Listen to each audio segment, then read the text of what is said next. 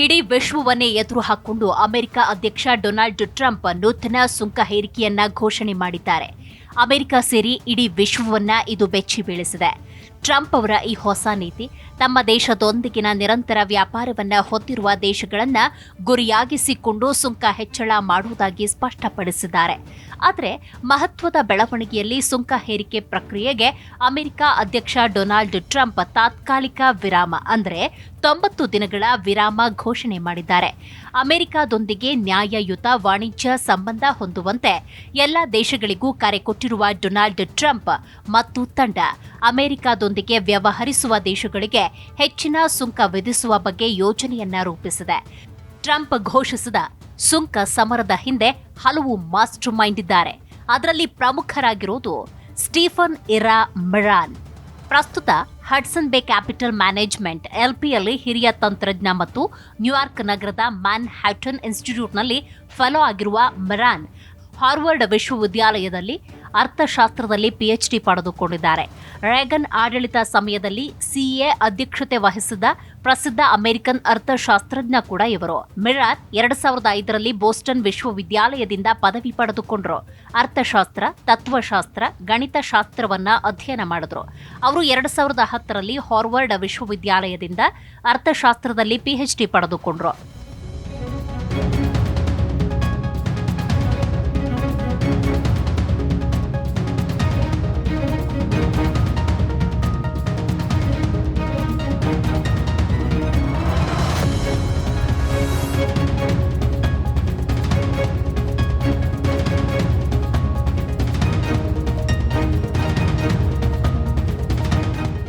ಅಲ್ಲಿ ಅವರು 1980ರ ದಶಕದಲ್ಲಿ ಯುಎಸ್ ಅಧ್ಯಕ್ಷ ರೊನಾಲ್ಡ್ ರೇಗನ್ ಆಡಳಿತ ಸಮಯದಲ್ಲಿ ಸಿಎ ಅಧ್ಯಕ್ಷತೆ ವಹಿಸಿದ ಪ್ರಖ್ಯಾತ ಅಮೆರಿಕನ್ ಅರ್ಥಶಾಸ್ತ್ರಜ್ಞ ಮಾರ್ಟಿನ್ ಫೆಲ್ಡ್ಸ್ಟೈನ್ ಅವರ ವಿದ್ಯಾರ್ಥಿಯಾಗಿದ್ದರು.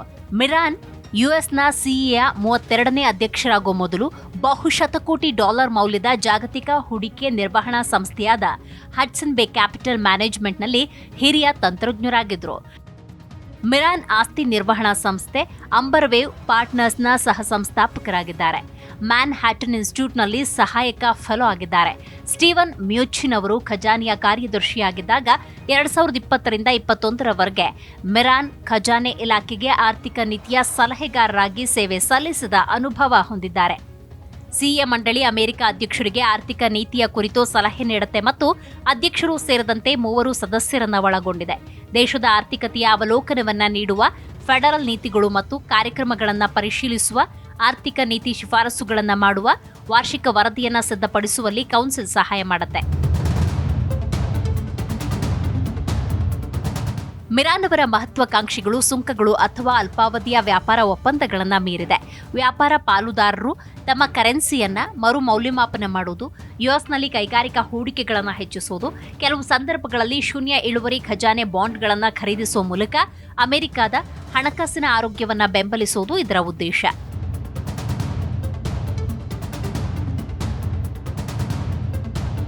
ಟ್ರಂಪ್ ವಿಧಿಸಿರುವ ವ್ಯಾಪಾರ ಸುಂಕಗಳ ಮೇಲೆ ಭಯಗಳು ಅತಿಯಾಗಿದೆ. ಇದು ಇಡೀ ವಿಶ್ವಕ್ಕೆ ಶಾಕ್ ನೀಡಿದೆ ಎಂದು ಮಿರಾನ್ ಹೇಳಿದ್ದಾರೆ. ವ್ಯಾಪಾರ ಕೊರತೆಯು ಯುಎಸ್ ಡಾಲರ್ ದುರ್ಬಲಗೊಳ್ಳಲು ಕಾರಣವಾಗುತ್ತೆ.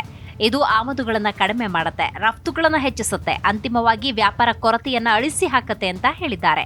ಸುಂಕಗಳ ಬಗೆಗಿನ ಈ ನಡೆ ಕೇವಲ ಆದಾಯವನ್ನು ಗಳಿಸೋದ್ರ ಬಗ್ಗೆ ಮಾತ್ರವಲ್ಲ, ಇದು ಚೀನಾದಂತಹ ಹೆಚ್ಚುತ್ತಿರುವ ಆರ್ಥಿಕ ಶಕ್ತಿಗಳ ಹಿನ್ನೆಲೆಯಲ್ಲಿ ಬಳಲ್ತಾ ಇರುವ ಅಮೆರಿಕ ಕೈಗಾರಿಕಾ ಸಾಮರ್ಥ್ಯವನ್ನ ಪುನರುಜ್ಜೀವನಗೊಳಿಸುವ ಒಂದು ಕಾರ್ಯತಂತ್ರದ ಪ್ರಯತ್ನ ಅಂತ ಕೂಡ ಹೇಳಿದ್ದಾರೆ. ಅದೇನೇ ಇದ್ರೂ ಅಮೆರಿಕದ ಸುಂಕ ನೀತಿ ಇತರ ದೇಶಗಳ ನಿದ್ದೆಗೆಡಿಸಿದೆ. ದೊಡ್ಡಣ್ಣ ಅಮೆರಿಕದ ಅವಲಂಬನೆಯಲ್ಲಿ ಬದುಕಿರುವಂತಹ ದೇಶಗಳು ಸುಂಕ ನೀತಿಗೆ ತತ್ತರಿಸಿ ಹೋಗಿವೆ. ಈ ಸುಂಕ ನೀತಿಯ ಪ್ರಭಾವ ಪ್ರತಿಯೊಂದು ಕ್ಷೇತ್ರದ ಮೇಲೂ ಕೂಡ ಪರಿಣಾಮ ಬೀರ್ತಾ ಇದೆ. ವಿಶೇಷವಾಗಿ ಷೇರು ಮಾರುಕಟ್ಟೆ ಕುಸಿದು ಹೋಗಿದೆ. ಹಾಗಾಗಿ ಮುಂದಿನ ದಿನಗಳಲ್ಲಿ ಇದು ಉದ್ಯೋಗದ ಮೇಲೆ ಯಾವ ರೀತಿಯ ಪರಿಣಾಮ ಬೀರಲಿದೆ ಅನ್ನುವಂತಹ ಕುತೂಹಲವನ್ನ ಹೆಚ್ಚು ಮಾಡಿದೆ. ಮಾತ್ರವಲ್ಲ, ಅಮೆರಿಕದ ಈ ಸುಂಕ ನೀತಿ ಇತರ ದೇಶಗಳ ಆರ್ಥಿಕತೆಯ ಮೇಲೆ ಯಾವ ರೀತಿಯ ಪರಿಣಾಮ ಬೀರಲಿದೆ ಅನ್ನೋದನ್ನ ಕಾದು ನೋಡಬೇಕಿದೆ.